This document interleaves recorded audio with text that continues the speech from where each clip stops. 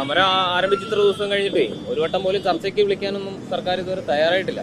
കാലാവധി ഏറ്റവും സങ്കടകരമായ ഒരു കാഴ്ചയിലാണെന്ന് നമ്മളുള്ളത്. ശരിക്കും ഹൃദയം തകർന്നു പോവുകയാണ് ഇവിടെ എടുത്തു നിൽക്കുമ്പോൾ. അവരക്കാര് എത്ര സഹന സമരമാണ് അവിടെ നടത്തിയത്. ഒരു ദിവസം ഈ സർക്കാർ ഇവരെ ഒന്ന് ചർച്ചയ്ക്ക് വിളിക്കാൻ തയ്യാറാവണ്ടേ? ഇവരുടെ വിഷയങ്ങൾ എന്താണെന്ന് കേൾക്കാൻ തയ്യാറാവണ്ടേ? ഇവരേത് ലോകത്താണ്? എന്ത് മനസ്സാണ് ഇവരെയൊക്കെ നയിക്കുന്നത്?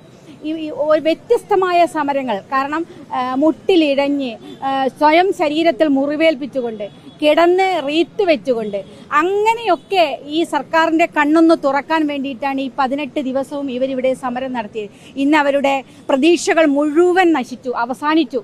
ആ അവസാനത്തെ കണ്ണീരാണ് അവരിൽ കണ്ടുകൊണ്ടിരിക്കുന്നത്. അവർ നടത്തിയ സമരം അവർക്ക് വേണ്ടി മാത്രമല്ല, അടുത്ത തലമുറയ്ക്ക് കൂടി വേണ്ടിയിട്ടാണ്. 570ഓളം ഒഴിവുകൾ ഇപ്പോഴും ബാക്കിയുണ്ട്. പക്ഷെ എന്തുകൊണ്ട് ഒരു പകുതി, ഒരു 50% അതിൽ നിന്ന് നിയമിക്കാൻ, ഈ റാങ്ക് ലിസ്റ്റിൽ നിന്ന് നിയമിക്കാൻ സർക്കാർ തയ്യാറായില്ല? ആ ചോദ്യത്തിന് മറുപടി സർക്കാർ പറഞ്ഞേ മതിയാവുള്ളൂ. ഇത് ഇന്നല്ലെങ്കിൽ നാളെ ഈ സമൂഹത്തിനോട് ഇവർ ഇതിൻ്റെ ഉത്തരം പറയേണ്ടി വരും. അതിലൊരു തർക്കവുമില്ല. അല്ല, പൂർണ്ണമായിട്ടും നിഷേധാത്മകമായ നിലപാടാണല്ലോ.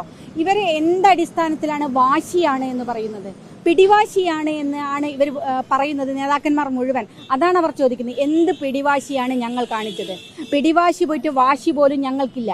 ഇവരുന്നയിക്കുന്ന ഈ ആവശ്യങ്ങൾ ന്യായമല്ല എന്ന് എങ്ങനെയാണ് സർക്കാർ പറയുക? എന്തടിസ്ഥാനത്തിലാണ് ഇത് പറഞ്ഞത്?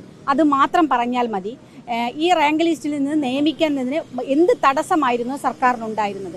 അതാണ് ഇവരുടെയും ചോദ്യം. ഈ ചോദ്യത്തിന് എന്ത് മറുപടി സർക്കാരിന് പറയാൻ സാധിക്കും? ഇവിടെ ഇരിക്കുന്ന കുറച്ചു പേരാണ്, പക്ഷേ ഈ റാങ്ക് ലിസ്റ്റിലുള്ള എല്ലാവരുടെയും പ്രതിനിധികളായിട്ടാണ് ഇവർ ഇരിക്കുന്നത്. ഇവർക്ക് രാഷ്ട്രീയമില്ല. ഇവർ ഏതെങ്കിലും സർക്കാരിനെ കുറ്റം പറഞ്ഞിട്ടില്ല.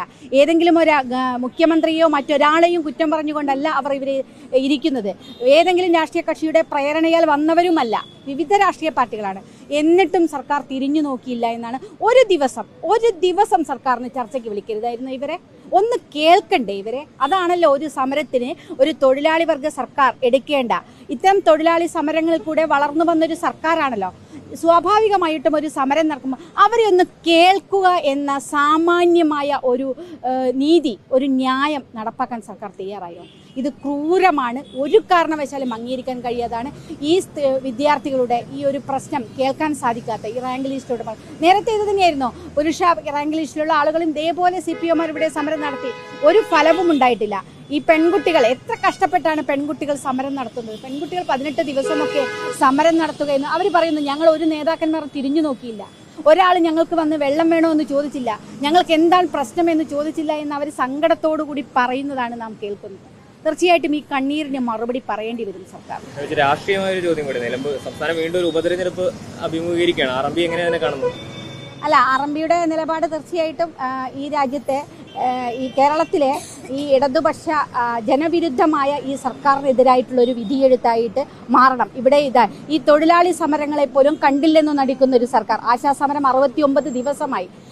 അത്തരം സമരങ്ങളെ പോലും കണ്ടില്ലെന്ന് നടിക്കുന്ന, സാധാരണക്കാരുടെ പക്ഷം നിൽക്കാത്ത ഒരു സർക്കാരിനെതിരായിട്ടുള്ള ജനവിധിയായിട്ട് ഈ തെരഞ്ഞെടുപ്പ് മാറണം. ശക്തമായിട്ടുള്ള ജനവിധിയായിരിക്കും, ഒരു സംശയവുമില്ല.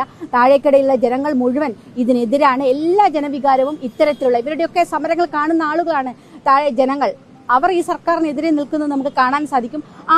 ഇതിൻ്റെയൊക്കെ പ്രതിഫലനം നമുക്ക് ഈ തെരഞ്ഞെടുപ്പിൽ കാണാൻ സാധിക്കും.